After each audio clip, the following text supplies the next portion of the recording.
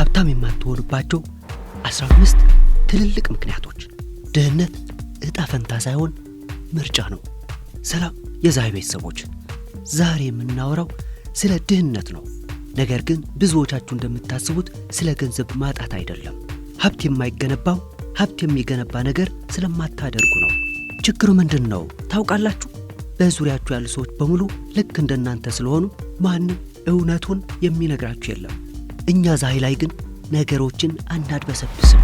ዓላማችን ከ9 እስከ 5 ባርነትና ከፔይቸክ ቱ ፔይቸክ ህይወት ማውጣት ነው። ዛሬ ለምን እስካሁን ሀብታም እንዳልሆናችሁና ለምን በቦታችሁ እንደረገጣችሁ 15 ትልቅ እውነቶችን እነግራችኋለሁ። ስሟቸው። አንደኛ፣ ገበያው የሚፈልገው ክህሎት የለህም። your time is not valuable።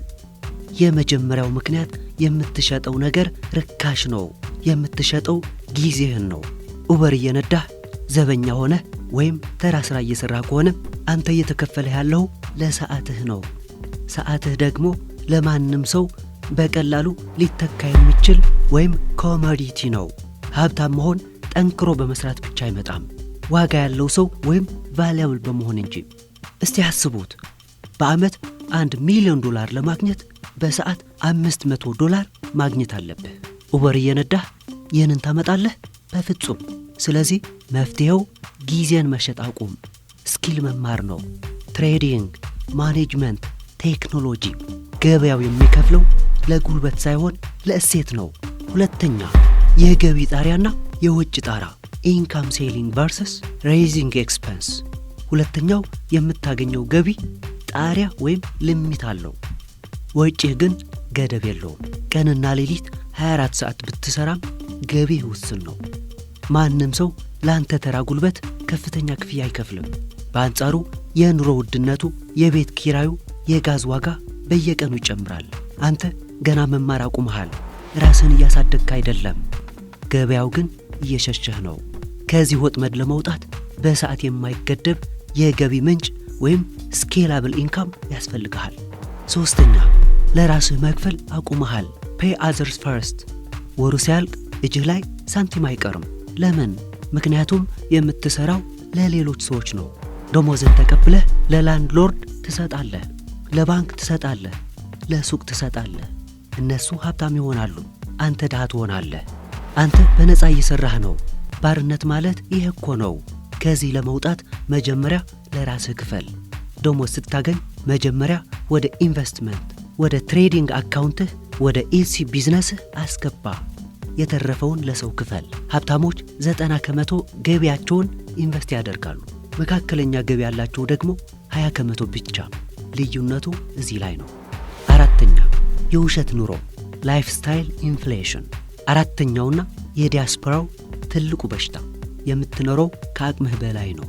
አንተ የምታገኘው የ2026 ገቢ ነው፣ ግን የምትፈልገው የቢሊዮነር ኑሮ ነው። ብቻህን ትኖራለህ። ምግብ ማብሰል አትወድም። በየሬስቶራንቱ ትበላለህ። ውድ መኪና ትነዳለህ። የደሞዝህ 20%ና 30% ለቤት ክራይ የሄደ ከሆነም አንተ ያ ቤት አይገባህም። ውጣና ርካሽ ቤት ተከራይ፣ ሩሜት ያዝ፣ ወጪ ተጋራ። አሁን የምትኖረው ለታይታ ነው። ድሃ ሆነ ሀብታም ለመምሰል ትሞክራለህ። ሚስጥሩ ግን ሀብታም ለመሆን ድሃ መስለህ መኖር ነው። አሁን ተመቻችተሃል። ለዛ ነው የማታድገው። አምስተኛ፣ መዝናኛ እንጂ ትምህርት አትወድም። ኢንተርቴይንመንት ኦቨር ኤዱኬሽን።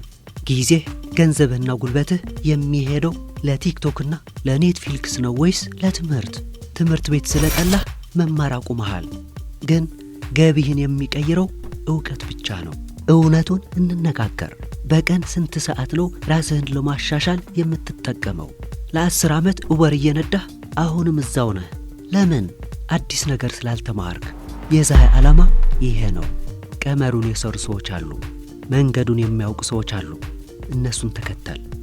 ለራስ ዕውቀት የምታወጣው ገንዘብ ወጪ አይደለም፣ ኢንቨስትመንት ነው። ስድስተኛ፣ ለአደጋ ጊዜ የሚሆን ገንዘብ የለህም። ኖ ኢመርጀንሲ ፈንድ።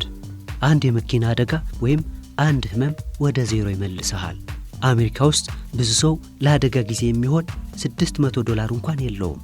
ይህ ለእኔና ላንተ ዌክ አፕ ኮል ነው። አደጋ እስኪፈጠር አትጠብቅ፣ ዛሬውን ቆጥብ።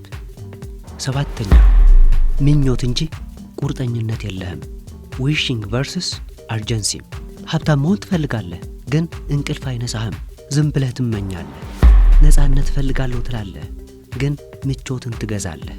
ቢዝነስ መስራት እፈልጋለሁ ትላለህ፣ ግን ኔትፍሊክስ ማየት ትመርጣለህ። ውጤቱን ትፈልጋለህ፣ ድካሙን ግን ትጠላለህ። ድህነት ያማል፣ ማጣት ያማል። ይህ ህመም እንቅልፍ ሊነሳ ይገባል። ለውጥ የሚመጣው ነገሩ አስቸኳይ ወይም አርጀንት ሲሆን ብቻ ነው። 8ኛ ሀብታሞችን ትጠላለህ። ዩ ቲንክ ሪች አር ኢቪል። ይህ የሰነፎች መከላከያ ነው። መወዳደር ስለማትችል ሀብታሞች በሙሉ ሌቦች ናቸው ብለህ ራስህን ታጽናናለህ። ወዳጄ የምትጠላውን ነገር መሆን አትችልም።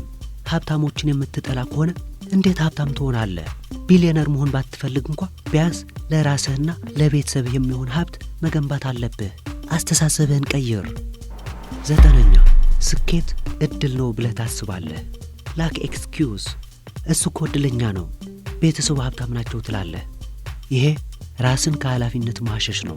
አዎ አንዳንዶች የተሻለ እድል ሊኖራቸው ይችላል፣ ግን ያንተ ድህነት ያንተ ኃላፊነት ነው። ሕይወት እኮ ከአንድ ሰው ላይ ተቀምጠህ የምትወስዳት አይደለችም። ዓለም ላይ ብዙ ገንዘብ አለ። ሀብታም በሆንክ ቁጥር እድልን የመፍጠር አቅምህ ይጨምራል። እድል ወይም ላክ የሚሰራ ነገር ነው፣ የሚጠበቅ ነገር አይደለም። 10ኛ የነገ ደሞዝህ ዛሬ ተበልቷል። ደብ ትራፕ። አንተ ድሃ አይደለህም፣ ፕሪስፐንት ነህ። ገና ደሞዝ ሳታገኝ ለክሬዲት ካርድ፣ ለመኪና ክፍያ፣ ለስልክ ክፍያ ተይዟል። የወደፊት ሕይወትህን ዛሬ በልተህ ጨርሰሃል። የገቢ ችግር የለብህም፣ የኮሚትመንት ችግር ነው ያለብህ። የሚያስፈልግህን ዕቃ በብድር ትገዛለህ። ሀብታሞች የነገ ገቢያቸውን ኢንቨስት ያደርጋሉ። አንተ ግን የነገ ገቢህን ለባንክ ገብረሃል። 11ኛ ተኝተህ ገንዘብ የሚሠራ ንብረት የለህም። ኖ ፓሲቭ አሴትስ። ይህ የዛይ ዋና መርህ ነው። የሚጨምር ንብረት ወይም አፕሪሺየቲንግ አሴት ከሌለህ ዕድሜ ልክህን ሰርተህ አታልፍም። ሀብት ማለት ባለቤትነት ወይም ኦውነርሽፕ ነው። ኢትሲ ሱቅ፣ አክሲዮን፣ ቢትኮይን፣ ወርቅ፣ እነዚህ ነገሮች የሉሁም። ስለዚህ ዕድሜ ልክህን የሰው ንብረት ለመጠቀም ኪራይ እየከፈልክ ትኖራለህ። ተኝተህ ገንዘብ ካልሰራህ ትሞታለህ ያልኩት ለዚህ ነው። ንብረት ወይም አሴት ገንቡ። 12ኛ ኢንቨስትመንት ቁማር ይመስልሃል። ኢንቨስቲንግ ሉክስ ላይክ ጋምብሊንግ። ስለ ኢንቨስትመንት ለመማር ስላልፈለግ ሁሉም ነገር ቁማር ይመስልሃል። ዕውቀት ሲኖር ቮላቲሊቲ ወይም የገበያ መዋዠቅ ዕድል ነው። ዕውቀት ከሌለ ግን አደጋ ነው። መማር ካልፈለግ በተማሩ ሰዎች ትበላለህ። የአጭር ጊዜ አስተሳሰብ ነው የሚያጠፋ። ሎተሪ መቁረጥ፣ ስፖርት ውርርድ፣ እነዚህ የድሃ ተስፋዎች ናቸው። 13ኛ ኔትወርዝህን አታውቅም። ኖት ትራኪንግ ኔትወርዝ። የማትለካውን ነገር ማሻሻል አትችልም። በሕይወትህ አንድ ቀን እንኳን ኔትወርዝ ወይም የተጣራ ሀብትህ ስንት እንደሆነ አስልተህ ታውቃለህ? ኔትወርዝ ይሆናል ያለህ ንብረት ሲቀነስ ያለብህ ዕዳ። አብዛኛውን ዲያስፖራ ብንደምረው ውጤቱ ኔጌቲቭ ነው። ድልድይ ስር የሚተኛው ቤት የሌለው ሰው ከብዙዎቻችሁ ይሻላል። ምክንያቱም እሱ ዕዳ የለበትም፣ ዜሮ ነው። እናንተ ግን ከዜሮ በታች ናችሁ። ይህንን ተቀበሉ። 14ኛ ጓደኞቹ በሙሉ ድሆች ናቸው። ኢኮ ቻምበር ኦፍ ብሮክ ፍሬንድስ። ይህንን ደጋግመን ተናግረናል። የድህነት መመዘኛ ወይም ስታንዳርድ የሚወሰነው በጓደኞች ነው። ሁሉም ጓደኞች ተበድረን መኪና እንግዛ የሚል ከሆነ ለአንተሱ ትክክል ይመስልሃል። አካባቢህ ዲፎልት ሴቲንግህን ይወስነዋል። ሀብታም የሚያደርግ ንግግር ከማያወሩ ሰዎች ጋር መዋል አቁም። የድሮ ጓደኞችህን ጠላት አታድርጋቸው፣ ግን አዲስ አስተሳሰባቸው የቀየሩ ጓደኞች እንደ ዛይ ፋሚሊ ያስፈልጉሃል። 15ኛ ሕይወት ቀያሪ ሪስክ ወስደህ አታውቅም። ኖ አሲሜትሪክ ቤትስ። ሀብት የሚመጣው ትልቅ ሪስክ በመውሰድ ነው። አንተ ግን ትፈራለህ። ምቾት ሱሰኛ አድርጎሃል። ለመክሸፍ ከመፍራት ይልቅ በድህነት መቅረትን ፍራ። አንድ $7,000 ኢትሲ ሱቅ ለመክፈት ትፈራለህ፣ ግን $40,000 መኪና በብድር ለመግዛት አትፈራም። ይህ ሪስክ ወይም አደጋ አይደለም፣ ይህ ሞኝነት ነው። ትልቅ ውጤት የሚያመጣ ወይም አሲሜትሪክ አፕሳይድ ያለው ነገር ላይ ተወራረድ። ማጠቃለያና ጉርሻ ቦናስ። ታዲያ ምን ይሻላል? 2 ቁልፍ ነገሮች። 1 ክበብህን ቀይር፣ ቼንጅ ዩር ሰርክል። ሀብት ለመገንባት እንደ ኖርማል ነገር ወደሚታይበት ግሩፕ ግባ። 2. በርን ሬት ቀንስ። ወጪህን ቀንስ። ገንዘቡን ወደ ኢንቨስትመንት አዙረው። በ2026 ድሃ መሆን ምርጫ አይደለም። መካከለኛ የሚባል መደብ እየጠፋ ነው። ወይ ወደ ላይ ወይ ወደ ታች ነው። የወደፊቱ ቢሊዮነር ከሆንክ ኮሜንት ላይ ፊውቸር ብለህ ጻፍ። ፀሐይ ነን። እናንተን ከባርነት ማውጣት ስራችን ነው። አመሰግናለሁ።